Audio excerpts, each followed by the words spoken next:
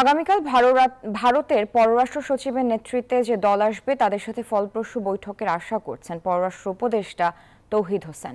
সকালে জাতীয় প্রেস ক্লাবে সার্ক জার্নালিস্ট ফোরামের আলোচনা অনুষ্ঠানে কথা বলেন তিনি। জানান, ভারতের সাথে সম্পর্কের গুণগত কিছুটা অবনতি হলেও আলোচনার মাধ্যমে অনেক কিছুই করা সমাধান সম্ভব।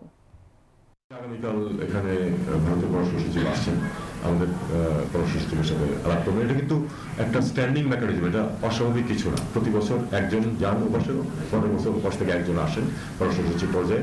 এটা ফরেন অ্যাফেয়ার্স কনসালটেশন বলা হয়, এটাকে দীর্ঘদিন যাবৎ চলছে এবং তারই অংশ হিসেবে তিনি আসছেন। আমি আশা করবো যে তারা একটা ফলপ্রসূ আলোচনা করবেন। এবং আবার একটা কথা, আমি ভারতের উচ্চ পর্যায়েও যখন দেখা যেতে আমি বলেছি যে কোনো সমস্যার সমাধান করতে হলে প্রথমে স্বীকার করতে হবে যে সমস্যাটা আছে, এবং আমাদের একইভাবে প্রথমে স্বীকার করতে হবে যে 5 আগস্টের আগে এবং পরে ভারতের সাথে সম্পর্কে নিশ্চয়ই একটা গুণগত পরিবর্তন হয়েছে।